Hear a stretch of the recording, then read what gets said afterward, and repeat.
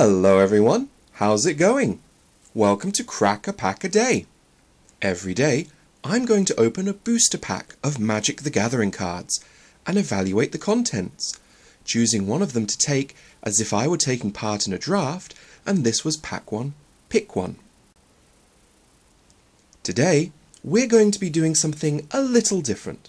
It's Throwback Thursday here on Crack a Pack a Day, so instead of opening a pack of the current set, Magic Origins, we'll be opening a pack from some point in the history of Magic.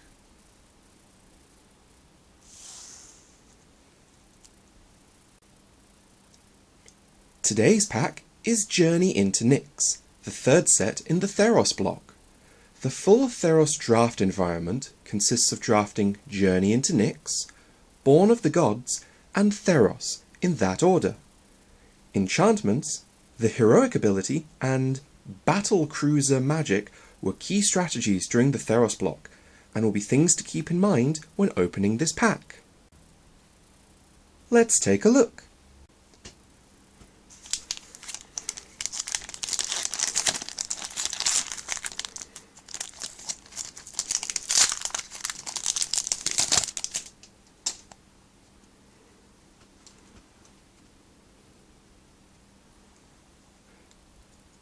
Our first card is God Hunter Octopus, a 5/5 octopus for 5 and a blue. God Hunter Octopus can't attack unless defending player controls an enchantment or an enchanted permanent. A 5/5 for 6 is okay most of the time, but in Theros block your main choices are going to be small creatures that you can bestow lots of enchantments onto, or creatures with monstrosity that you can make bigger late in the game.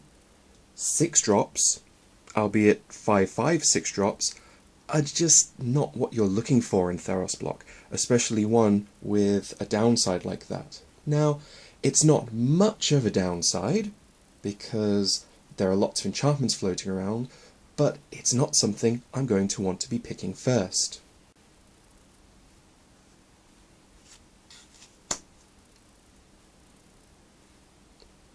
Our second card is Sidled Skink, a 2/1 lizard for 1 and a red. Whenever Sidled Skink attacks, scry 1. A number of red and blue cards in Theros block either had scry or keyed off of scry, so Sidled Skink attacking, giving you a free scry, plays very well into that. It's a cheap creature, it's got reasonable stats, and it helps smooth your draws. One thing to note is that whilst red isn't terribly powerful in Theros, in Born of the Gods it was pretty powerful. Taking this guy first might be a good idea, because if you can cut red hard in Journey into Nyx, then in Born of the Gods you may well get some very good red cards coming from your left.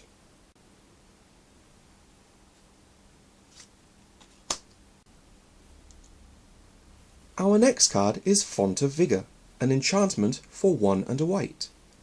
For 2 and a white, and sacrificing it, you gain 7 life.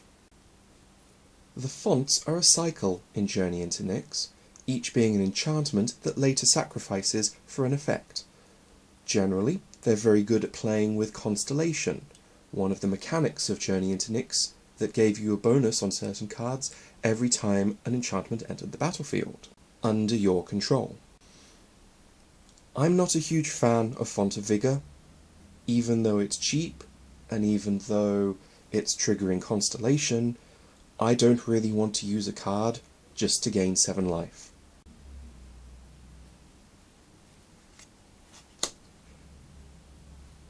Our next card is CrewFixes Insight, a sorcery for 2 and a green. Reveal the top 6 cards of your library. Put up to 3 enchantment cards from among them into your hand, and the rest of the revealed cards into your graveyard. I don't really like this card very much. Whilst you are able to dig 6 cards deep and potentially draw up to 3 cards, those 3 have to be enchantments. Whilst enchantments were a theme of Theros block, you're not always guaranteed to get them in your decks.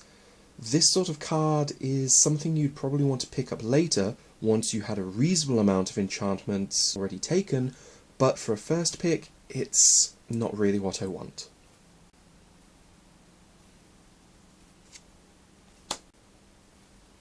Next up, Fariq has chosen a 1/1 snake for black with Death Touch. Fariq has chosen is one of the few exceptions to the idea that a 1/1 for 1 is useless. This is a card I would probably stick in most, if not all, of my black decks. Whilst on turn 1, it's not going to affect the game very well, because at best you're attacking in for 1 damage a turn, later in the game it has a lot more value. If your opponent has built up a lot of cards on a single creature, you put this in the way and he's not going to be able to attack through it without losing a lot of his investment. I think Fariq has chosen is probably the best card in the pack so far.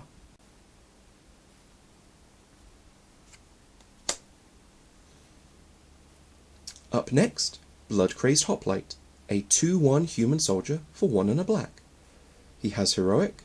Whenever you cast a spell that targets Bloodcrazed Hoplite, put a +1/+1 counter on it, and whenever a +1/+1 counter is placed on Bloodcrazed Hoplite, remove a +1/+1 counter from target creature an opponent controls. That heroic ability has been seen on some of the better small creatures in the format. You can cast it early, and then use Bestow, other enchantments, or even just instant and sorceries to give it a bonus, but its own ability gives it a permanent bonus for the rest of the game. That's good value. The second ability is also useful because it allows you to shrink your opponent's creatures at the same time that you're growing yours. It's quite likely that they'll have +1/+1 counters, either from the heroic ability, from ordeals, or from monstrosity, so you're almost getting a 2 for 1. Bloodcrazed Hoplite seems like a relatively good early drop and a reasonably good pick at this point.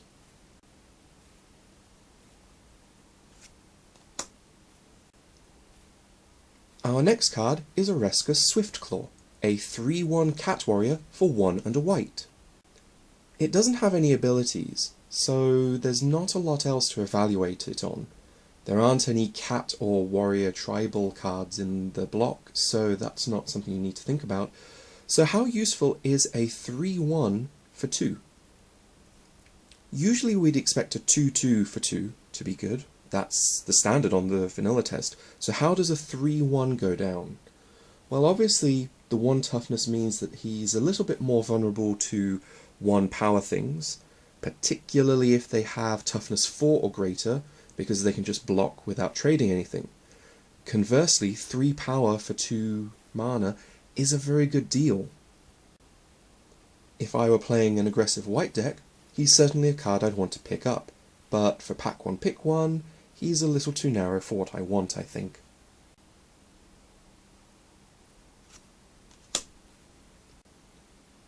Warwing Siren, a 1/3 Siren soldier for 2 and a blue. It has flying and heroic. Whenever you cast a spell that targets Warwing Siren, put a +1/+1 counter on Warwing Siren. I think this card belongs in the blue-white heroic deck. It's not the best heroic target. It comes down on turn 3 and it only starts with 1 power, but it does have that all-important ability to give it +1/+1 counters. It also has flying, which is also useful for getting past your opponent's defences. For me, this probably isn't a high pick, and might even get cut from any blue-white heroic decks I play, depending on what my other pulls are. All in all, I don't think I'll be picking this first.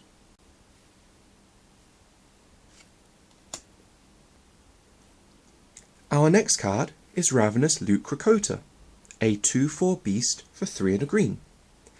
It has Vigilance and Monstrosity 3 for 6 and a green. I like this card. A 2/4 for 4 is a reasonable body. It also has Vigilance, so it's good on the attack and the defense.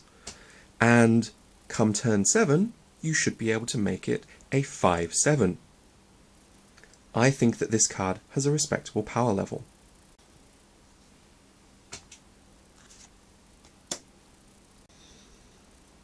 Our next card is Flamespeaker's Will, an aura for red that targets a creature that you control. It gets +1/+1. Whenever it deals combat damage to a player, you may sacrifice this card, and if you do, destroy target artifact. This is a very cheap way to trigger Heroic, but it's not terribly powerful.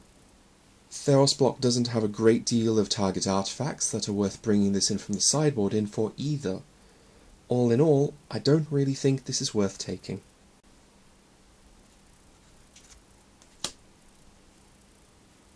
Our first uncommon is Wildfire Cerberus, a 4/3 hound for 4 and a red.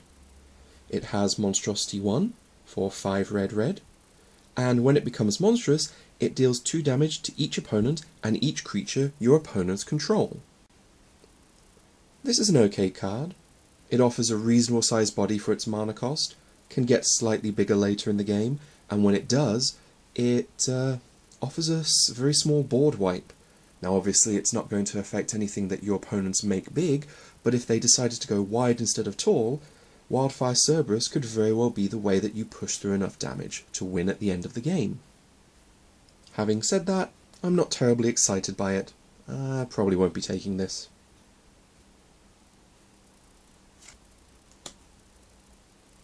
Colossal Heroics is an instant for 2 and a green. It also has Strive, where it costs 1 and a green more to cast for each target beyond the first. Any number of target creatures each get +2/+2 until end of turn. Untap those creatures. Colossal Heroics, like the name not so subtly points out, works quite well in the Heroic deck. Strive, especially, is a mechanic that's designed to help you target multiple things. In addition to giving your creatures a boost, they get to untap as well, which means that if you use it on your turn, you can pump your creatures up and then have them untapped ready to block, or you can use it in your opponent's turn and surprise them with a bunch of blockers that they didn't think you had. Colossal Heroics is a reasonable pickup, but I don't think I'd want to take it pack one, pick one.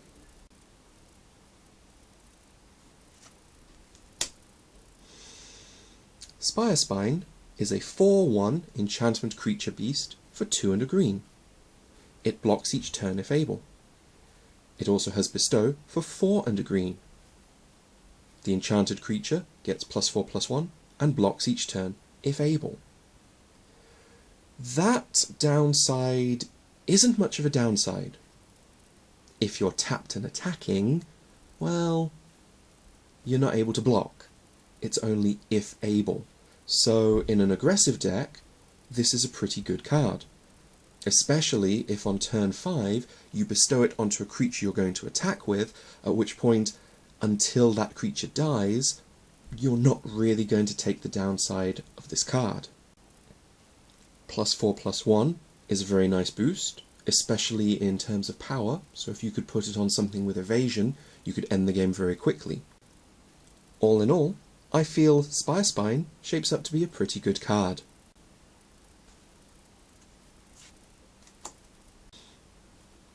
Our rare is Dictate of Mitra, an enchantment for 3 green. It has Flash, which means you can cast it at any time you can cast an instant. Whenever a player taps a land for mana, that player adds 1 mana to his or her mana pool of any type that land produced. So this is a mana doubler. It works for both players, which isn't very good. On the plus side, because it has Flash, you could cast it in your opponent's end step, so you're the first player to untap and get the benefit from it. This card kind of requires you to have a deck built around being able to use lots of mana. Doesn't go well in an aggressive deck. Monstrosity and Bestow mean that you always have things to do with your mana late in the game, but you're not playing this any sooner than turn 5. So, best case scenario, you untap, you play a land, you tap for 12 mana on turn 6, and hopefully that will be enough to win you the game. I'm uncertain about Dictate of Mitra. I don't think it's powerful enough to be a first pick.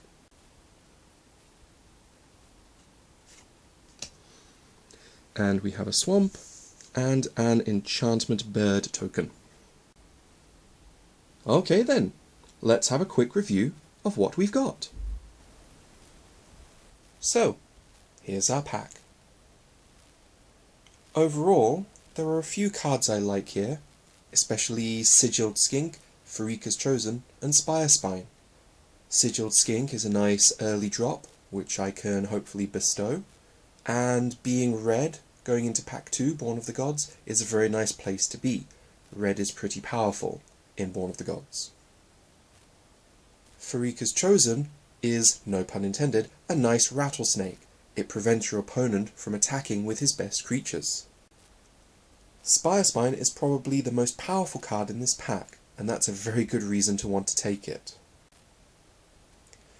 Overall, I think Spire Spine is my pick. Being the most powerful card in the pack means that's the one I want to take, pack one, pick one. And that's about all we've got time for today. If you disagree with my choice, then please let me know in the comments below. Have a good day now!